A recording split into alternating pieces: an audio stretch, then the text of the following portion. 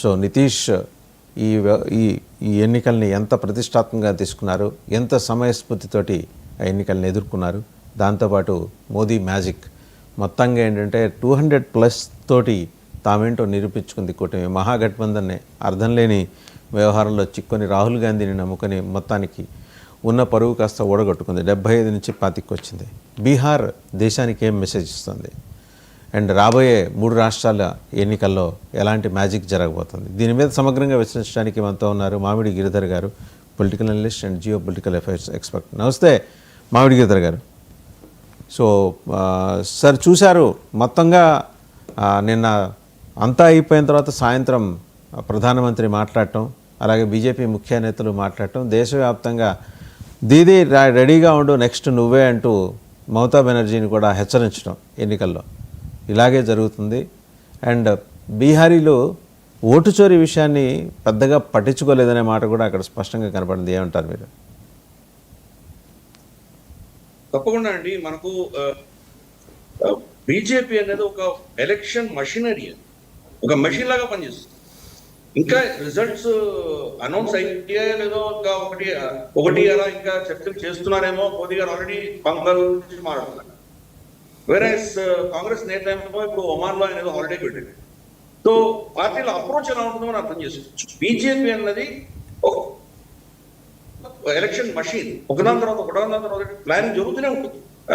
ఇప్పుడు ఆల్రెడీ బంగాల్లో కావచ్చు, అస్సాంలో కావచ్చు, మనకు తమిళనాడు, కేరళ, పుదుచ్చేరి ఇక్కడంతా ఆల్రెడీ టీమ్స్ వెళ్ళిపోయి అక్కడ పని చేస్తున్నాయి. ఆల్రెడీ బీహార్ ఎన్నికలకు ఇండిపెండెంట్ గా అక్కడ పని చేస్తున్నాయి.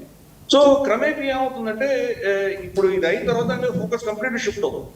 మనం బీహార్లో కూడా చూసాం, అమిత్ షా గారు స్వయాన వచ్చి 3 రోజులు కూర్చొని అక్కడ ఈ గఠబంధన్ సంబంధించిన అంశాలన్నీ కూడా ఆయన నిర్ణయాలు తీసేసుకున్నారు. అంటే ఆన్ ద స్పాట్ నిర్ణయాలు. అక్కడ ఎవరో వెళ్ళడం, అక్కడ ఏదో చర్చించడం, తర్వాత హైకమాండ్కి వెళ్ళి చర్చిస్తామనడం అనే ఉండదు. అక్కడ ఆన్ ద స్పాట్ డెసిషన్. మనం బీహార్లో కూడా చూసామంటే కనుక 74 సీట్లు 75 సీట్లు ఉన్నటువంటి, ఆల్మోస్ట్ 74-75 సీట్లు ఉన్నటువంటి బీజేపీ, 43 సీట్లు ఉన్నటువంటి జేడీయూ, వాళ్ళిద్దరు కోalition లో చూస్తే కనుక 70% సీట్లు ఉన్నటువంటి బీజేపీ, 40% సీట్లు ఉన్నటువంటి జేడీయూ, ఇద్దరు యాక్చువల్గా బీజేపీ ఎక్కువ సీట్లు బార్గెన్ చేసి ఉండొచ్చు. 101 సీట్ల కంటే ఎక్కువ బార్గెన్ చేసి, నాకు 130 కావాలి, నాకు 120 కావాలి, మీరు 100 పెట్టుకోండి అని ఉండొచ్చు. కానీ అలా అనకుండా ఇద్దరు ఈక్వల్ ఫుటింగ్ లో వాళ్ళు క్లోజ్ చేస్తారంటే ఎంత దాంట్లో ఉన్నటువంటి ఒక స్ట్రాటజీ, టాక్టిక్స్ మనం అర్థం చేసుకోవచ్చు. అందుకని ఈరోజు hit rate BJP 90% hit rate ఉంటే, మనం జేడీయూ ఆల్మోస్ట్ 85%, 89% వాళ్ళు కూడా హిట్ రేట్. సో వాళ్ళిద్దరు కోalition పర్ఫెక్ట్ గా వర్క్ చేసింది. ఎక్కడైతే బీజేపీ గెలవలేదో అక్కడ జేడీయూ పెట్టింది. సో ఈ టాక్టికల్ అడ్జస్ట్మెంట్స్ అన్ని కూడా కొన్ని దగ్గర మనకు చిరాగ్ పాస్వాన్ పార్టీలు పెట్టారు. సో అందుకని ఈ యొక్క కోalition అనేది చాలా ముందస్తుగానే దీన్ని పర్ఫెక్ట్ గా దాన్ని అలైన్ చేసుకొని కొట్టారు. బెంగాల్ కూడా ఇప్పుడు అదే జరగబోతుంది. బెంగాల్ సంబంధించిన సమీకరణలో అక్కడ ఎవరితో అలయన్స్ పెట్టుకోవాలి, ఏం పెట్టాలి, ఎక్కడ ఎవరిని పెట్టాలి, దాని మీద విపరీతమైన కసరత్తు మొదలైంది. ఇంకా ఎలక్షన్ కమిషన్ లేదు, అనౌన్స్మెంట్ లేదు, ఏమీ లేదు. బహుశా నెక్స్ట్ ఇయర్ లో వస్తుంది అది. అయినా కానీ ఇప్పటికే చర్చలు మొదలైంది. కాబట్టి అటువంటి ఎలక్షన్ మెషినరీని మీరు ఎదుర్కోవాలంటే కనుక మీరు కూడా 24/7 పాలిటిక్స్ చేస్తే కానీ దాన్ని ఎదుర్కోలేనటువంటి పరిస్థితి. ఏదో వాట్సాప్ లోను, మనకు సోషల్ మీడియాలోను ఏదో పవర్ పాయింట్ ప్రెసెంటేషన్లు చేసి 4 అంశాలు బయటకు తీసుకొచ్చినంత మాత్రాన ప్రజలు దాన్ని యాక్సెప్ట్ చేస్తారని లేదు. గ్రౌండ్ లెవెల్లో వెళ్ళి పెనిట్రేట్ చేసి మీరు అక్కడ కార్యకర్తల్ని యాక్టివేట్ చేసి ఇంత లెవెల్లో మీరు ఒక మెషర్ పనిచేస్తే కానీ గెలవలేదు ఎక్కడ కూడా.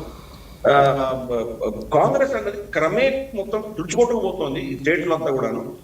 2024లో కొంత ఎక్సెప్షన్ అది, ఒక పర్టికులర్ భయాందోళనలో ప్రజలు గురయ్యేసరికి, ఎస్పెషలీ మనకు ఉత్తరప్రదేశ్, బీహార్ ఇటువంటి ప్రాంతాల్లో కొన్ని భయాందోళనలు రావడంతో అక్కడ ఓటింగ్ కొద్దిగా డిఫరెంట్ గా వెళ్ళింది. కానీ లేకపోతే కనుక బీజేపీ ఒక పెద్ద జగర్నాట్.